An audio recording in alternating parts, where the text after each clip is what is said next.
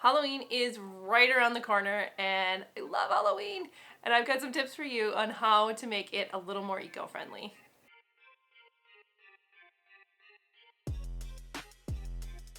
Costumes, most important thing about Halloween. Every year I go to like all the thrift stores in the area, like multiple ones, maybe even multiple times throughout the month, just to see what's there, because I love getting the kids their play costumes for the year, just like normal dress-up costumes at those thrift stores when Halloween is going on. And I like to see what's there, you know, even if you find one, maybe you find another one for next year, and maybe you don't find a good costume next year. So I go to those thrift stores, I look for the costumes there. Yes, there are a lot of problems with Goodwills in general, but they are great for your Halloween costume if you want to find something that's used and not have to buy a brand new costume. You're also going to find something that's way more unique than if you just go to like Party City or Halloween Express and get like the packaged costumes. Nothing wrong with that. If there's a costume that you like, you know, go get it. But you will find more unique things when you search those thrift stores for your Halloween costume. If you want to go zero waste for a Halloween costume, look around your house and see what you already have. Do you have scrubs from an old nursing or vet tech job? Do you have a fancy dress from a really cool party that you went to? The best costume that my dad ever had was from leftover material from a construction site. There was like ducting of some kind, and he made some robot costumes out of that, and some tinfoil and a welding mask. So that was my favorite costume growing up that we had in our family.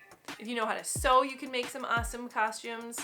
Or if you have a costume from a previous year, you can wear it again. That's fine.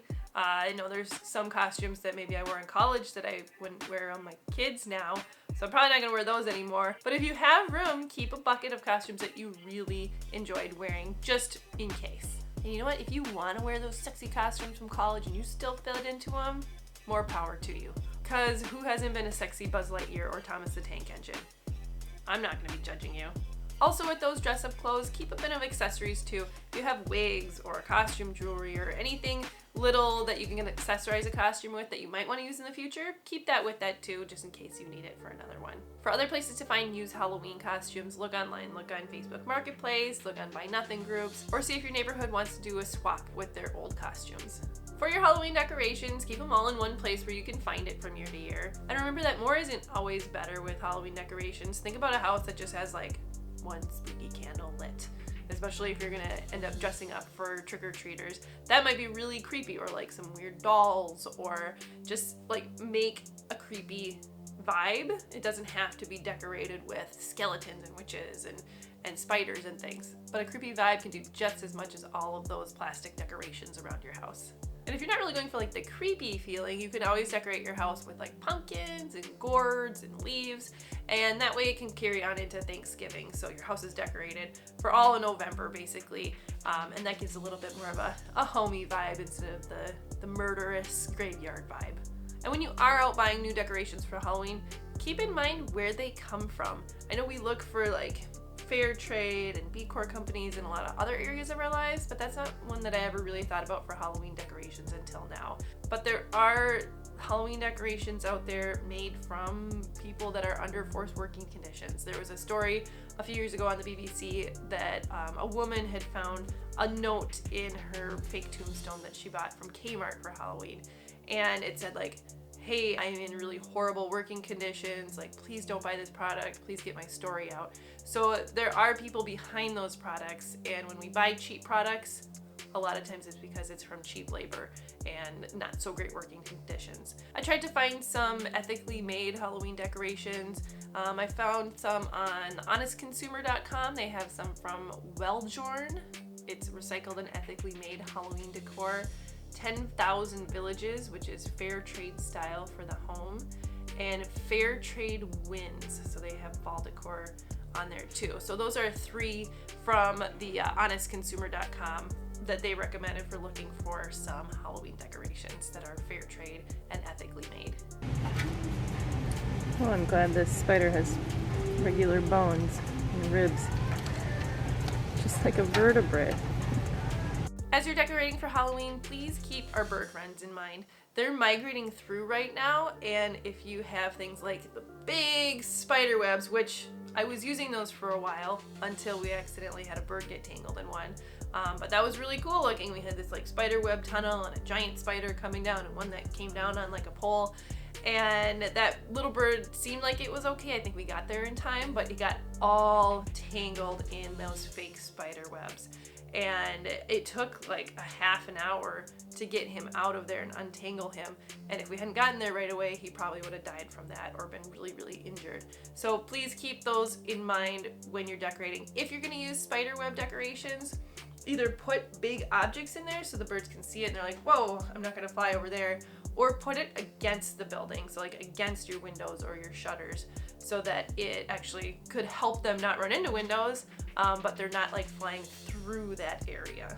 The other thing you can do right now is to put up the stickers on your windows so that they don't bump into your windows. So they have lots of different Halloween stickers. I like the ones that make like an actual scene, like a haunted house or a graveyard or something. But you can use whatever you want. There's also just like really nice fall leaves stickers that are kind of opaque. So you can't really see through them, but it's more like the shape of fall leaves on your windows. So those are some options to protect the birds as well. There are some really cool inflatable decorations that have been popping up in the last few years. Those are neat. Just keep in mind, the same with lights and things too, keep in mind not to run them all day long, or maybe like a short part, just Halloween week or something instead of all month long. According to National Grid US, those inflatables, kind of depending on their size, use 150 to 200 watts per hour. So again, depending on the size, it could run you about $10 a month to run those, but just keep in mind that energy usage during Halloween season. Now to my kids' favorite part, the candy and the trick-or-treating. You're gonna need something to put your candy into while you're trick-or-treating, right? My kids have some of the same things that I use for trick-or-treating that my mom had saved. Well, some of them are those like McDonald's pails. Anybody else have those? That they had like the Happy Meals in back in the 90s, so we still have those ones. You can use a pillowcase, you can use a bag, a reusable bag, a plastic bag, a paper bag, kind of whatever you want. You don't have to go out and buy a new one every year just because it goes with your outfit. The jack-o'-lantern ones will work just fine. As far as the treats that you give out, think about sustainable options for the product that you're handing out to kids. Is it ethically sourced? Is it made from palm oil? Is it not made from palm oil? Is it made from sustainable palm oil? Is it something different altogether? Is it a local company? What's the packaging like in the candy that you're handing out or the item that you're handing out?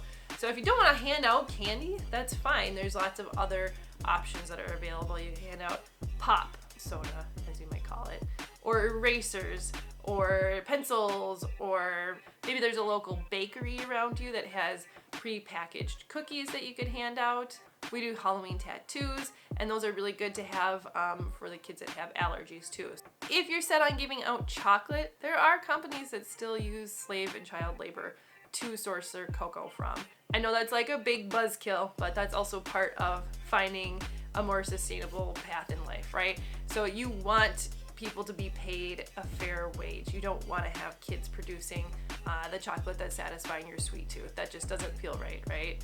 Check out slavefreechocolate.org and thegoodtrade.com. They have some lists of some chocolate companies that are said to be my favorite by far on that list that I've tried so far is Alter Eco.